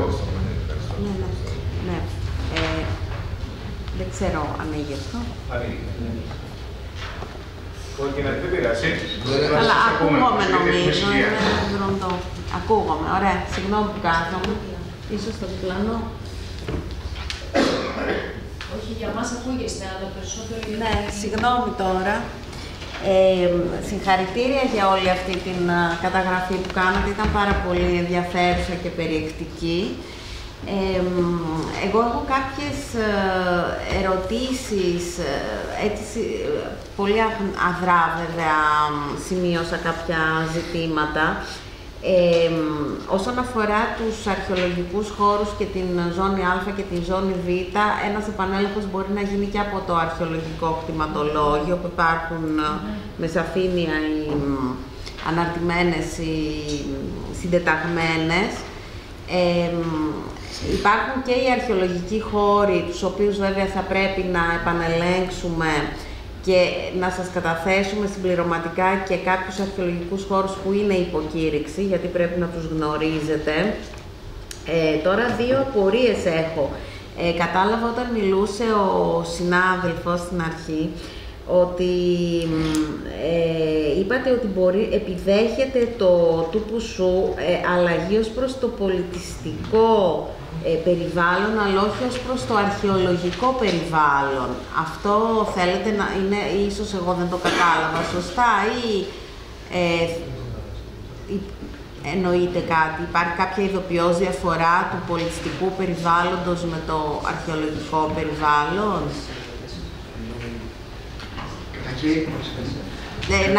Να τελειώσω και ναι. Επίσης, θεωρώ ότι πρέπει να καταγραφούν, νομίζω ότι δεν έχουν καταγραφεί σε αυτή τη φάση, τα μνημεία νεότερης πολιτιστικής κληρονομιάς, επειδή και ειδικά η πόλης και η Ιταία και το Γαλαξίδι, σίγουρα οι Άμφισες έχουν πάρα πολλά νεότερα μνημεία.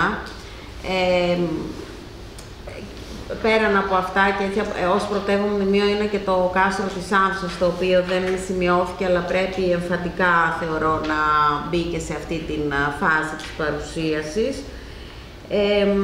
Και για το θέμα των ανεμογεννητριών, επειδή εμείς δεχόμαστε ως υπηρεσία πάρα πολλά αιτήματα, είδα ότι εξαιρείται η ΔΕ Γαλαξιδίου, η Δημοτική Ενότητα Γαλαξιδίου. Η Δημοτική Ενότητα Γαλαξιδίου ήδη βρήθη ανεμογεννητριών και επιπλέον έρχονται συνεχώς αιτήματα, ειδικά για την περιοχή των Αγίων Πάντων, για ανεμογεννήτριες. Οπότε δεν ξέρω κατά πόσον αυτή η απαγόρευση θα είναι προθύστερη. Δεν το γνωρίζω. Αυτά βασικά ήθελα να ρωτήσω και στη συζήτηση πολύ ευχαρίστως ό,τι άλλο.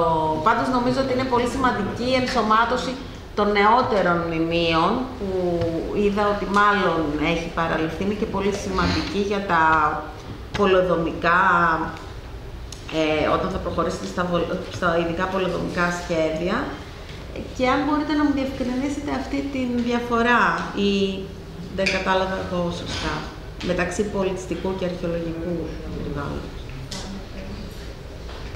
Αυτό που είπα ήταν για τα αρχιτεκτονικού και πολιτιστικού, δηλαδή με τους παραδοσιακούς οικισμούς, τα καθεστώτα μπορεί να τροποποιήσει. Στα αρχαιολογικά δεν υπάρχει. Υπηρεσία, δηλαδή το αρχαιολογικό είναι υπερκείμενο νομοθεσία. Ναι, θεωρώ ότι αυτό, καλά κάνετε και μας το διευκρινίζετε, είναι πολύ σημαντικό για το Γαλαξίδι. Γιατί σίγουρα το Γαλαξίδι δεν πρέπει να επιδεχθεί κάποιας αλλίωσης ως προς την κήρυξη από πλευράς του παραδοσιακού οικισμού. Θεωρώ ότι θα είναι καταστροφικό, κύριε Δήμαρχε, και πρέπει να επιληφθείτε. Να πω κάτι, ότι ήθελα και εγώ να ρωτήσω πώς θα οργανώσουμε λίγο τη συνεργασία μας και τις προτάσεις μας και από πλευράς του Δήμου, γιατί είναι μια δουλειά η οποία πρέπει να γίνει περιστατωμένα και με τη βοήθεια του Τεχνικού Επιμελητηρίου, το οποίο το ευχαριστούμε για όλη αυτή την οργάνωση και τη συμμετοχή. Θα πρέπει λίγο να βάλουμε μια σειρά των ενεργειών για να και εμείς να συμβάλλουμε και να τρέξουμε στο δυνατόν γρηγορότερα. Αν θέλετε, είτε τώρα να τελειώσουμε και με όλο το κοινό, όποιος θέλει να ρωτήσει, και αν θέλετε μετά να δούμε λίγο το διαδικαστικό του μεταξύ μας, για να μπορέσουμε και εμείς να οργανώσουμε ομάδες εργασίας. Ωραία. Σε εσάς δεν θα απαντήσω λοιπόν, να απαντήσω στη κυρία Ψάλτη όμως, στα υπόλοιπα. Καταρχάς, προφανώς και συνταγματικά υπερισχύει το αρχαιολογικό περιβάλλον και ο αρχαιολογικός νόμος. Και νομίζω ότι η αναφορά ήταν και έτσι, ότι τα ειδικά καθεστώτα, δηλαδή αρχαιολογία και δασικά και φυσικό περιβάλλον, δεν μπορούμε να παρέμβουμε παρά μόνο με δυσμενέστερες ρυθμίσεις. Ευμενέστερες όσον αφορά το προστατευταίο αντικείμενο, δυσμενέστερες όσον αφορά το ανθρωπογενές, τέλος πάντων, περιβάλλον της ευρύτερης περιοχής. Όσον αφορά αυτό που είδατε, ήταν όντως μια προχωρημένη, θα πω, εναρκτήρια παρουσίαση για να κατανοήσουμε και όπως μας έχει δοθεί η κατεύθυνση και από το Υπουργείο με απλά λόγια και όσο γίνεται πιο συνοπτικά το αντικείμενο του τοπικού πολεοδομικού σχεδίου, προφανώς και δεν είναι το τελικό μας παραδοτέο και δεν περιλαμβάνει και το σύνολο της πληροφορίας, της ανάλυσης και όλων των στοιχείων και φυσικού και πολιτιστικού περιβάλλοντος συγκεκριμένα. Ειδικά για τα νεότερα μνημεία, αναφέρθηκε στην αρχή και ο Παύλος ότι υπάρχει και η ειδική μελέτη, μέρος τέλος πάντων της δικής μας μελέτης, καθορισμού ζωνών υποδοχής στη τελεστή δόμησης. Οπότε, ειδικά τα νεότερα μνημεία και τα διατηρητέα κτίρια θα αποτυπωθούν αναλυτικά, γιατί θα αποτελέσουν και το βασικό, ένα από τα δύο βασικά αντικείμενα προσφοράς για την τυχόν μεταφορά στη τελεστή δόμηση σε μια άλλη ζώνη, εφόσον αυτοί δεν μπορούν να αποζημιωθούν και έτσι έχει επιλέξει το ελληνικό κράτος. Οπότε τα διατηρητέα και τα νεότερα μνημεία προφανώς θα αποτυπωθούν. Όσον αφορά τις ΑΠΕ, θα το πω εξ αρχής, είμαι σίγουρη ότι θα το ξαναπούμε σε όλες τις παρουσιάσεις. Τα χέρια μας είναι δεμένα. Υπάρχει ένα ειδικό χωροταξικό σχέδιο το οποίο ορίζει τις περιοχές προτεραιότητας και που ευτυχώς θα πω έχουμε τις αρχαιολογικές δεσμεύσεις σε μεγάλο μέρος της περιοχής, άρα δημιουργούν από μόνος τους την απαγόρευση και για τη χωροθέτηση ΑΠΕ. Διαφορετικά, ό,τι και να πούμε σε ένα τοπικό πολεοδομικό σχέδιο, δεν θα ενσωματωθεί τελικά μέσω του ΣΤΕ, γιατί υπερισχύει το ειδικό χωροταξικό πλαίσιο για τις ΑΠΕ. Μόνο εμέσως μπορούμε να θέσουμε περιορισμούς και ξαναλέω σίγουρα και με τη βοήθεια της αρχαιολογίας, γιατί είναι ένα ειδικό καθεστώς το οποίο υπερισχύει ακόμη και των ανανεώσιμων πηγών, εφόσον υπάρχει αρνητική γνωμοδότηση από πλευράς Υπουργείου Πολιτισμού. Κατά τα λοιπά, εμέσως, εφόσον δεν επιθυμούμε να χωροθετηθούν άλλες ΑΠΕ, μόνο από τις αποστάσεις, από άλλες δραστηριότητες, δηλαδή έμεσα μπορούμε να επιβάλλουμε περιορισμούς, οι οποίοι και πάλι δεν μπορούν να διατυπωθούν σαν σαφή κατεύθυνση μέσα στο σχέδιο πιδέλτα που θα δώσουμε, γιατί απλά θα απορριφθεί αυτή η κατεύθυνση. Υπάρχει δηλαδή το ειδικό χωροταξικό, βάσει του οποίου έχουν δοθεί οι κατευθύνσεις και δεν εξειδικεύεται στα τοπικά πολεοδομικά το συγκεκριμένο. Βέβαια, τελεί υπό αναθεώρηση, οπότε αν υπάρχουν ενστάσεις, αντιρρήσεις, τις οποίες θέλετε να ενσωματωθούν για την περιοχή σας, θα πρέπει να είσαστε alert για όταν θα βγει στη διαβούλευση το νέο ειδικό χωροταξικό για τις ΑΠΕ και να υποβάλλετε και οι αντιρρήσεις στην διαβούλευση που θα βγει. Πάντως, συγγνώμη σας ευχαριστώ πάρα πολύ για την εμπεριστατωμένη απάντηση. Επειδή στο σχέδιο που παρουσιάσατε, η ΔΕ Γαλαξιδίου φαίνεται να εξαιρείται από τις ΑΠΕ. Γι' αυτό το τόνισα. Δεν είναι φταίο, δεν είναι ευχή δική μου. Φαίνεται και επειδή και κάτι άλλο, συγγνώμη, επίσης έμεινε σε εκκρεμότητα, είναι σε εκκρεμότητα βέβαια, η χρήση της ζώνης Β. Και εκεί εμείς ως Υπουργείο Πολιτισμού έχουμε δεχθεί ως βίβλο και τυπική και ουσιαστική αλλά και ηθική τις αρχές των Γενικών Πολεοδομικών Σχεδίων της Άμφισσας, έτσι που με πολύ μέριμνα τότε με τον νυν Δήμαρχο είχαμε δουλέψει για το Γενικό Πολεοδομικό Σχέδιο το 2013-2014 και της ΙΤΕΑΣ βέβαια που ποτέ δεν ολοκληρώθηκε. Υπάρχει περίπτωση αυτό το τοπικό πολεοδομικό σχέδιο να διαφοροποιηθεί, αυτό είναι το πρώτο. Και το δεύτερο, δεδομένο ότι πηγαίνει, αυτό δεν μας εξηγήσατε, εγώ μιλάω τώρα όχι ως πολίτης, ως υπηρεσιακός παράγοντας. Προφανώς, όταν ολοκληρωθεί η διαβούλευση, θα υπάρχει μια περίοδος ελέγχου και έγκρισης των υπηρεσιών ή απευθείας θα εκδοθεί προεδρικό διάταγμα.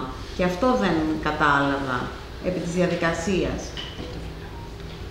Καταρχάς, είμαστε στο πρώτο στάδιο του συνοδοχικού σχεδιασμού. Τα εναλλακτικά σενάρια θα αναρτηθούν στην πλατφόρμα. Υπάρχει αυτό το πενθήμερο για την επιλογή του επικρατέστερου σεναρίου.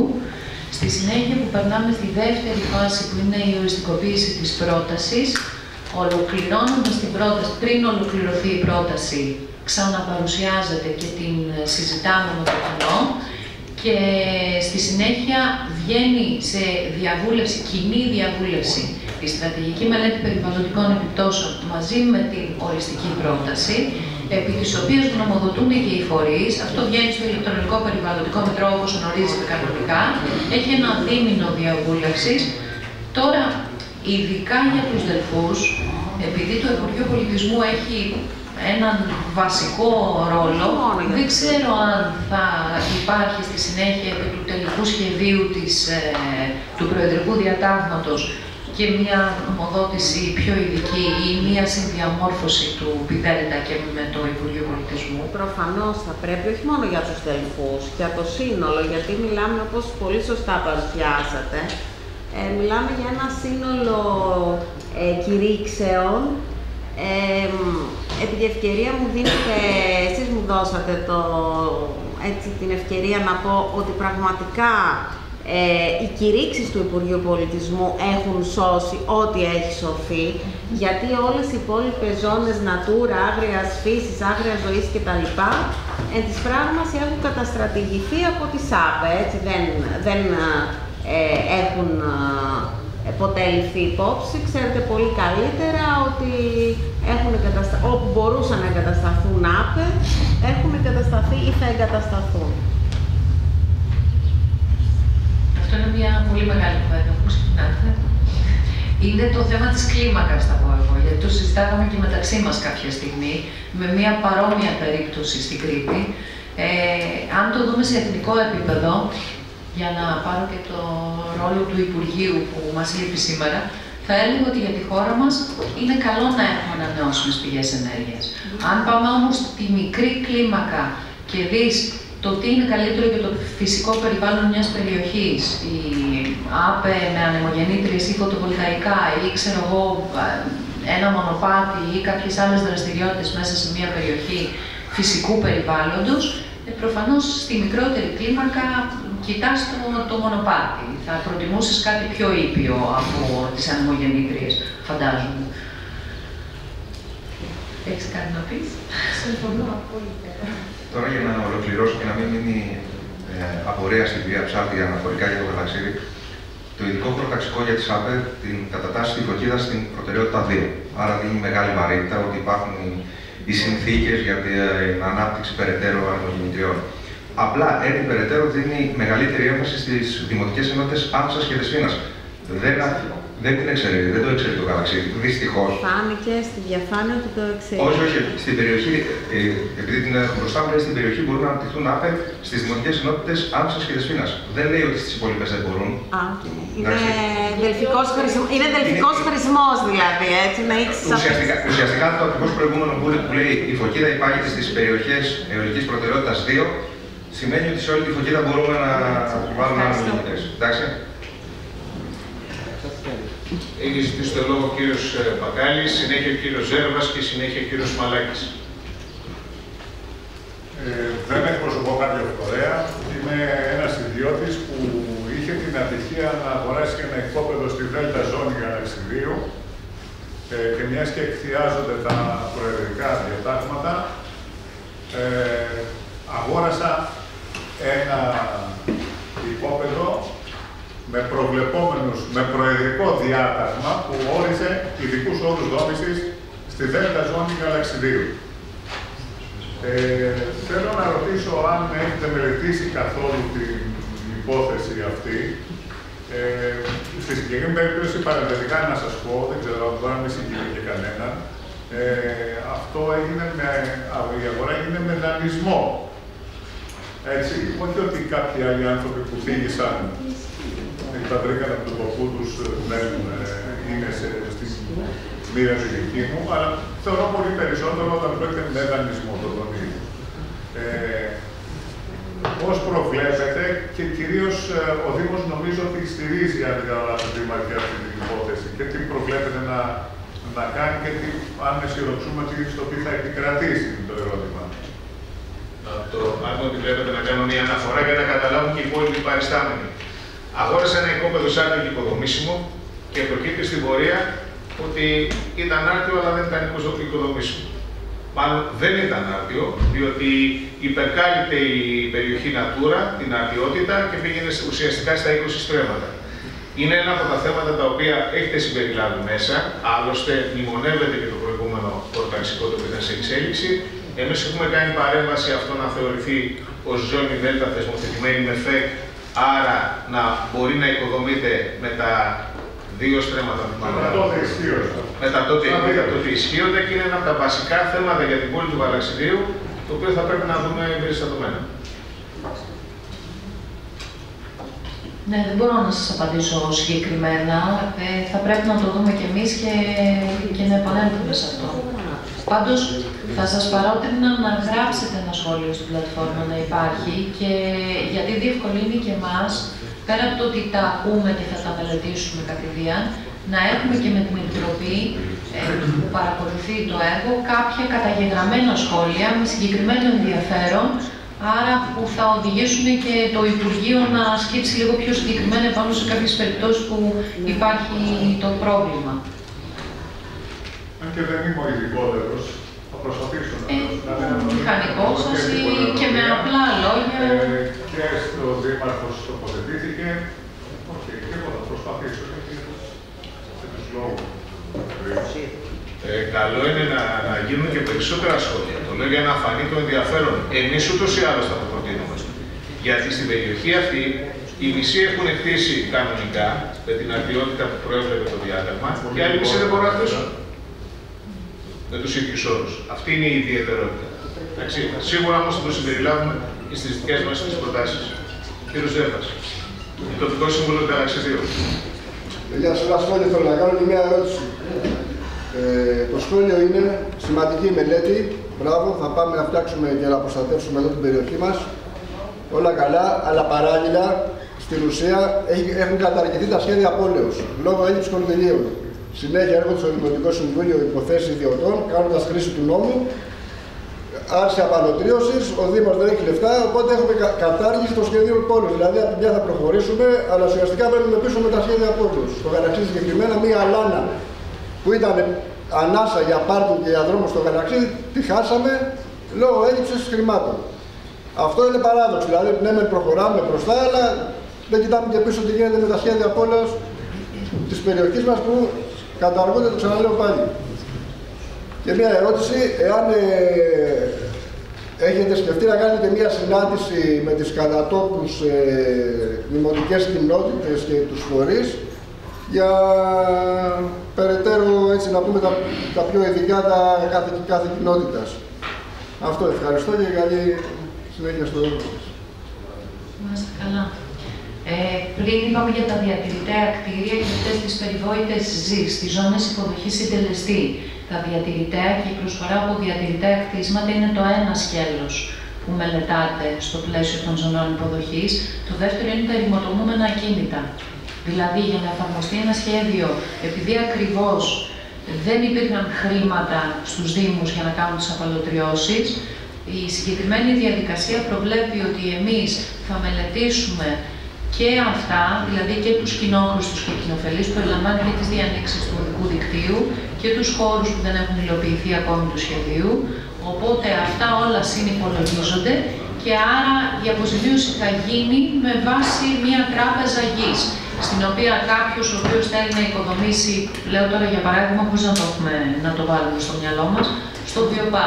Θα πάμε μια ζώνη υποδοχής συντελεστή δόμηση στο Βιοπά, γιατί μπορεί να χρειάζεται κάποια βιομηχανία μεγαλύτερο ύψος ή μεγαλύτερο συντελεστή δόμησης.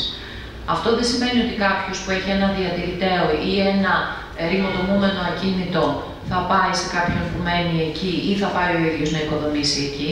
Σημαίνει ότι θα του δοθεί η απαλωτρίωσή του, τα χρήματα στον συγκεκριμένο και οι τίτλοι θα μεταφερθούν σε αυτή την τράπεζα γης για να την αγοράσει κάποιος άλλος, ο οποίος στη ζώνη υποδοχής θα χρειάζεται αυτό το ποσό. Δηλαδή είναι έμεσα αποζημιούμενα, αλλά όχι 1/1.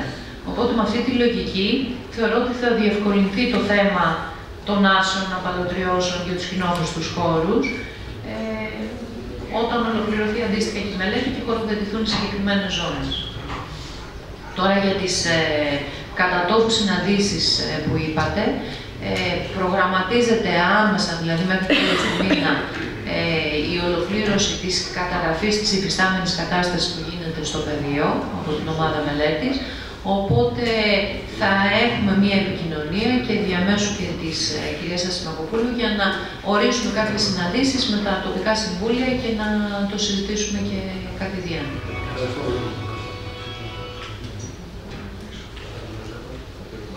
Κύριος Μαλάκης. Καλημέρα σας κύριε Δήμαρχε, καλημέρα σας. Θα ήθελα να κάνω, με καλύψατε στο δεύτερο, ότι πρέπει να γίνει διαβούλευση και παρουσίαση αναδημοτική ενότητα. Είναι πολύ σημαντικό για τους κατοίκους, ειδικά για την κταία που έχει αρκετούς περιορισμούς λόγω ΖΟΕ, δεν υπάρχει βιοτεχνικό πάρκο, λόγω αμυγής κατοικίας. Θα ήθελα να ρωτήσω εάν το τοπικό χωροταξικό σχεδιαστεί, δηλαδή βάσει του παλιού Β2 του Γενικού Χωροταξικού που ήταν το 16-18 που ήταν και τελικά δεν ολοκληρώθηκε όπως είπε η κυρία Ψάλτη. Λόγω και ότι το Γενικό Χωροταξικό ιδέα έχει από το 1987. Οπότε είναι μεγάλο το χρονικό διάστημα που δεν μη ύπαρξης χωροταξικού και χρήσης γης για να μπορέσουν να κάνουν κάτι επαγγελματικά και αν θα αποτελέσει βάση εννοείς, το 2012, αν αποτελεί βάση σχεδιασμού. Ούτε και αυτό είχε τελικά, ούτε το τελικό σχέδιο είχε ΒΠ. Δεν είχε ολοκληρωθεί, ναι, δεν είχε ολοκληρωθεί. Όχι, αν θα αποτελέσει βάση σχεδιασμού. Ναι, αλλά δεν είχε και ΒΠ. Η τελική εκδοχή δεν ενέκρινε ΒΠ στη μητέα. Ναι, υπήρχαν όμως κάποιες ζώνες στο Βάλτο που θα μπορούσε να γίνει επέκταση. Και τελικά δεν εγκρίθηκε. Και η β' ζώνη για το ήπιες τουριστικής ανάπτυξης, που στο τέλος δεν εγκρίθηκαν. Ήταν με απόφαση του Δημοτικού Συμβουλίου αυτά. Εμείς σίγουρα, κύριε Μαλάκη, θα το εξετάσουμε. Να αντιστρέψω όμως την ερώτηση και σε εσάς και στον κύριο Δήμαρχο, σαν Δημοτική Αρχή. Θέλετε να αποτελέσει βάση? Είναι κάτι το οποίο έχει διαβουλευτεί με την τοπική κοινωνία και το έχει εν μέρει αποδεχθεί, οπότε εμείς θα το δούμε σαν βάση και πάνω εκεί θα το εξυγχρονίσουμε και θα το εμπλουτίσουμε ανάλογα με το τι θα καταγράψουμε και σαν εφιστάμενη κατάσταση, ή είναι κάτι το οποίο δεν σας βρίσκει στις γενικές γραμμές σύμφωνος, οπότε θα το χρησιμοποιήσουμε σαν παράδειγμα προς αποφυγήματα. Μπορώ να απαντήσω? Τι θα απαντήσει?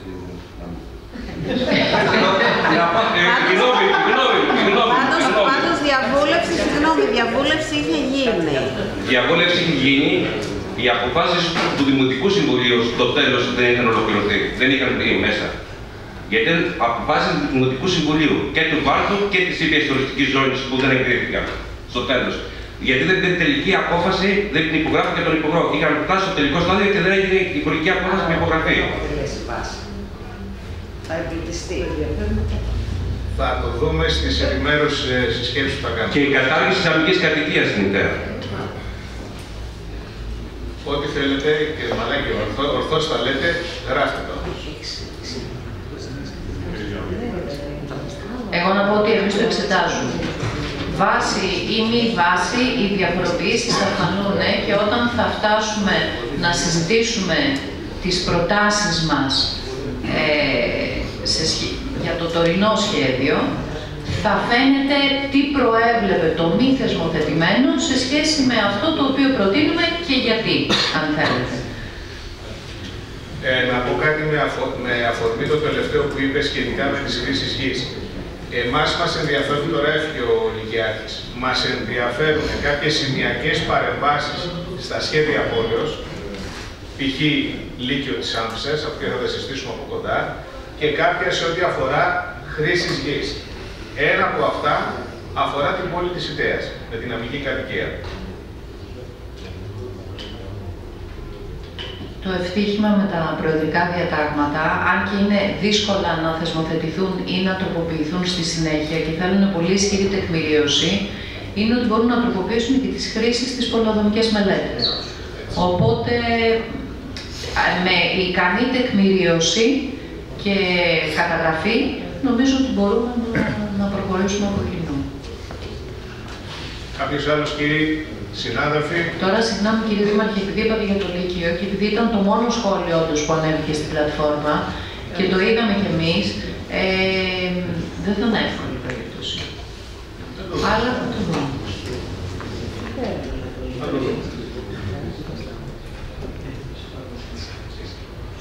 Νομίζω τα υπόλοιπα θα τα πούμε ηλεκτρονικά. Από ό,τι φαίνεται. Ευχαριστούμε πάρα πολύ για τον χρόνο σας. Να επαναλάβετε λίγο τη σελίδα, δεν ξέρω αν φάνηκε τη σελίδα που μπορούν να κάνουν τα σχόλια, να την επαναλάβετε, να ακουστεί λίγο. Τη σελίδα που εγώ δεν ξέρω. Κυρία Παπαδήμα, τη σελίδα που αναφέρετε. Ναι, θα την βάλω να φανεί και στο βίντεο. Συγγνώμη. Η σελίδα είναι το polskedia.epen.gov.gr. Στο χάρτη ή επάνω στο γαλάζιο που βλέπετε, στο Τούκουσου Details, ότι πηγαίνει στο Τούκουσου Τελφών 1. Να ανέβει η παρουσίαση ηλεκτρονικά.